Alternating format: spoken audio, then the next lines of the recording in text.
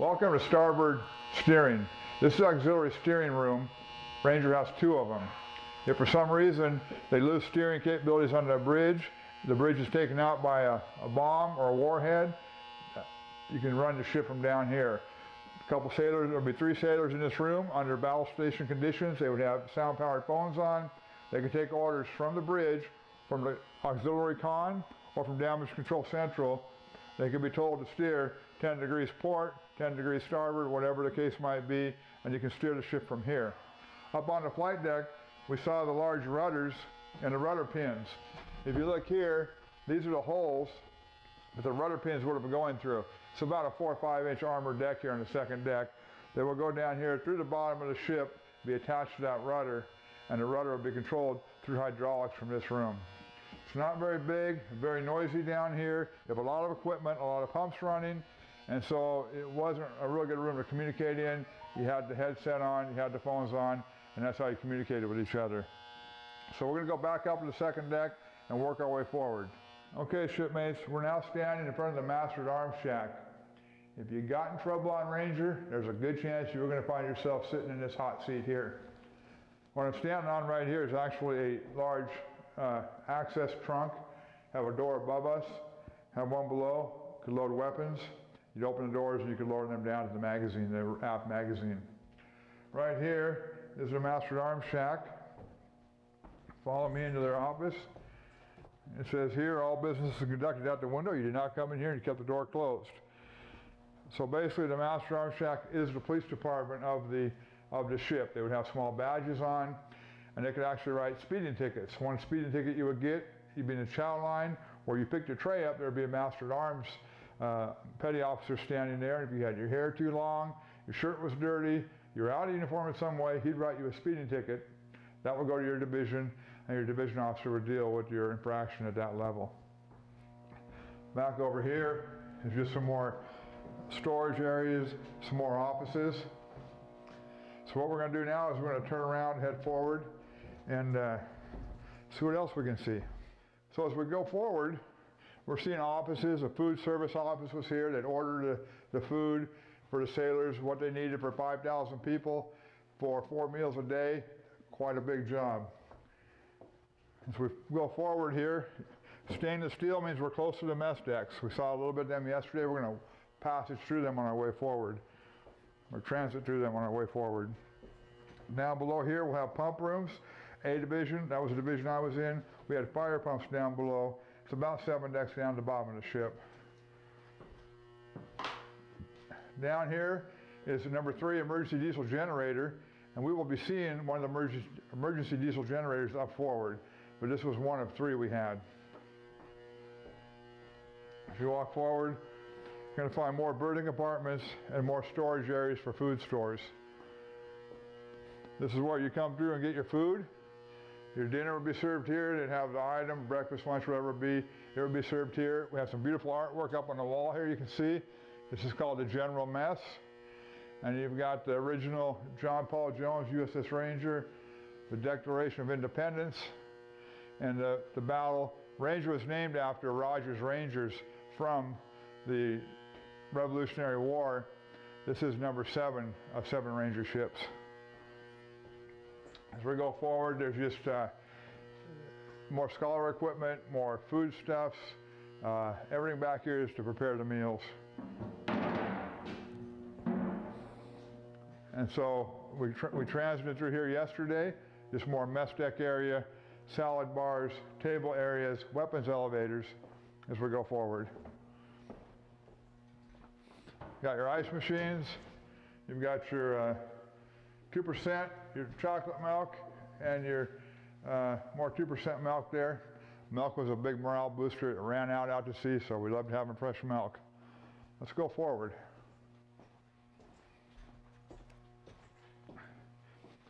Off to the side here, we have another pump room. Same thing, about 6 decks down. Not a whole lot to see down there unless we crawl down there, and we're not allowed to at this time. Firefighting stations. Back up to the mess decks here. We have a berthing compartment down here. No, actually we have the chief's mess down here. Let's go down and take a look at the chief's mess. Follow me. So here I am, shipmates, down in the chief's petty officer's mess. Down here is where the chief petty officer, that's E7, 8, and 9, this is where they enjoy their meals. Follow me in.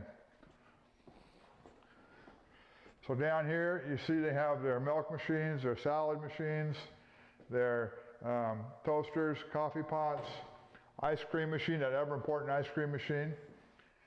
This would have tables in it. You notice they have nice paneling, nice false ceilings, a little more cozier room. We walk over here, there'll be another room here, and this could possibly be a lounge or for your E9s and Master Chiefs might eat together in here. We'll step on in here. Not a lot to see, it's kind of empty now. Over here would be the starboard entrance to the mess.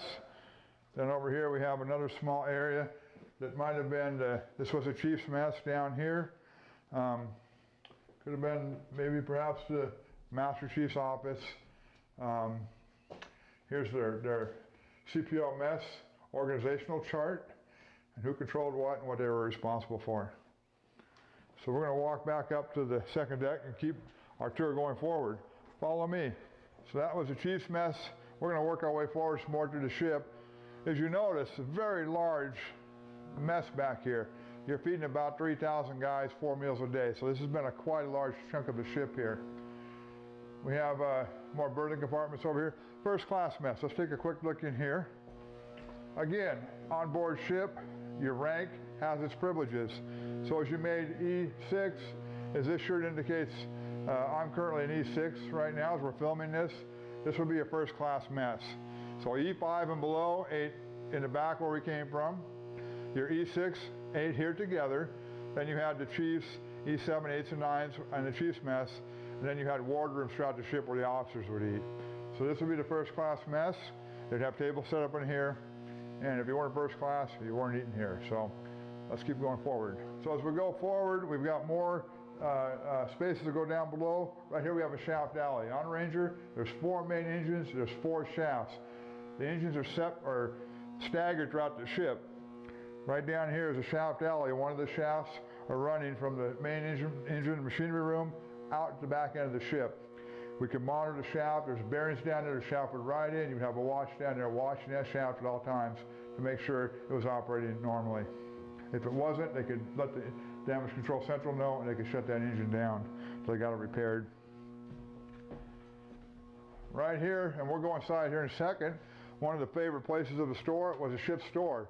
This was the main ship store where now you purchased your toiletries, music, tape, back then the big boom boxes in the 80s, cassette players, books, magazines, some foodstuffs, not a lot, that was another store.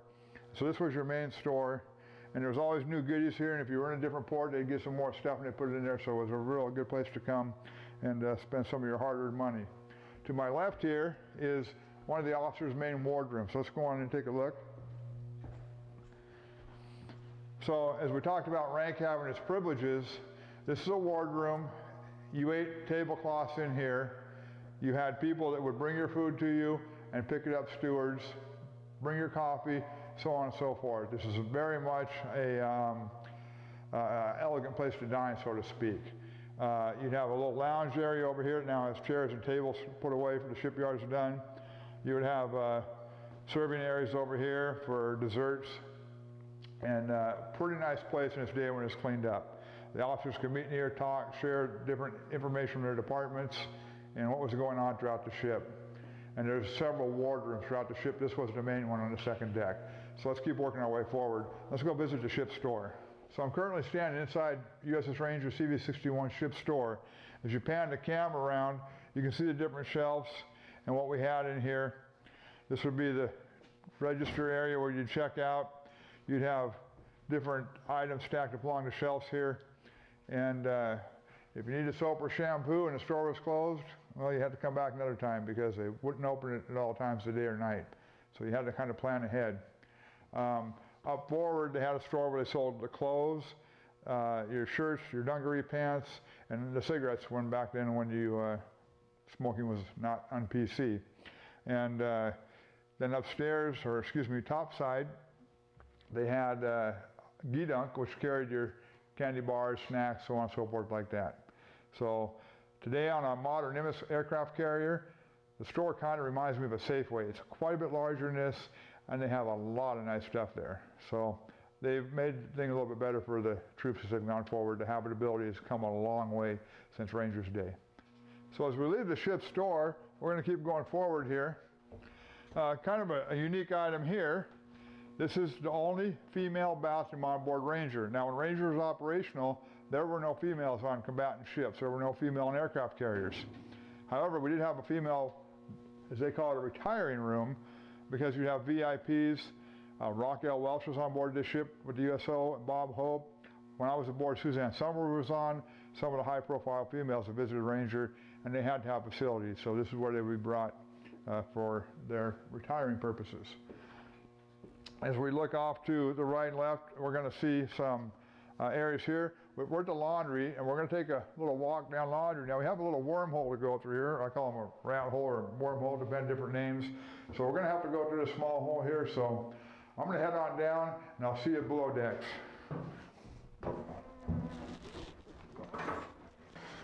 Well, a lot easier to get through those holes when I was 17 years old. They're a little bit smaller, I'm a little bit bigger, so come on and join me in the laundry. On board Ranger, clean clothes were a good morale booster.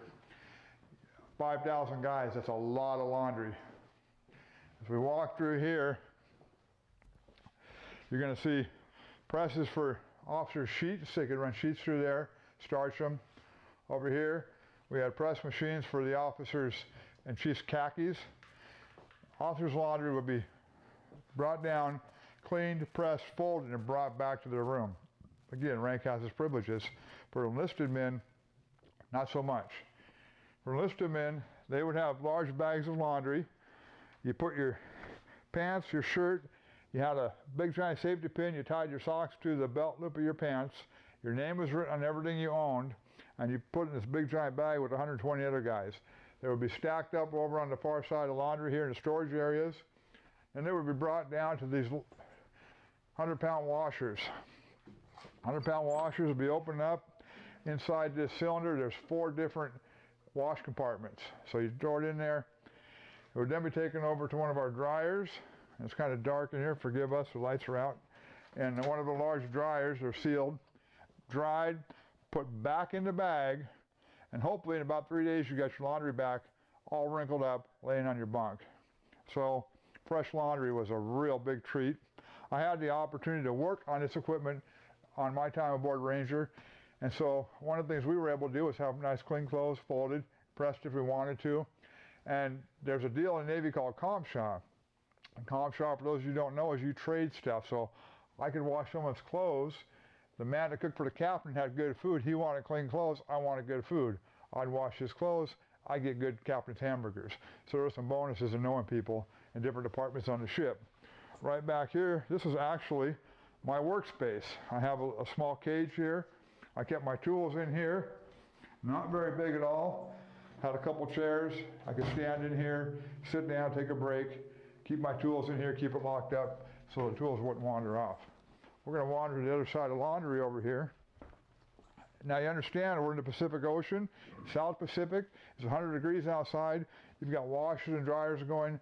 It would run between 115 and 125 degrees in this space when the ship was operational. We got more lighting over here, more dryers here, more of the dyno washing machines here. So you can wash a lot of laundry at any given time. Have your soaps here. When the air wing comes on board this ship, what's going to happen is the air wing's going to send, low bridge here, air wing's going to send people down here to help do this. So you have the low enlisted ranks will be sent down here. They're not going to be helping fly the airplanes. They're working on equipment. They're going to be down here doing laundry. If you come over here, you'd have more presses. And so you get a lot of laundry pressed. There's 700 officers on board. A lot of khakis getting pressed down here. There's also up forward, we'll possibly see, there's 2 dry cleaning plants for those khakis, the ones that need to be dry cleaned for the officers' dress uniforms. So this is laundry here, kind of a lot of equipment, a lot of presses, washers and dryers, everything you can see in your utility room at home, just on steroids. So The captain had his own wash machine, and we would use this machine here for the captain. And that way his clothes would not get lost, his clothes would not get put in a large machine. If he wanted something washed special, we had a machine here.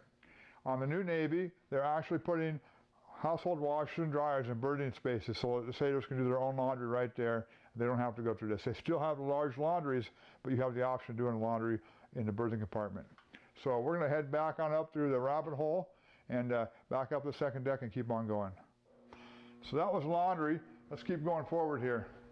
Now what we're missing right here, you guys are on the ship, there's big gray doors here. You remember those were soundproof doors and fireproof doors. One of the main machinery rooms here. So if you went down here, and we're not allowed to go down here because some security requirements, is one of the main machinery rooms. 2 1,200-pound boilers and all the equipment to drive one shaft. There's 4 identical rooms like that on board Ranger. The boilers are about the size of a 2-story house.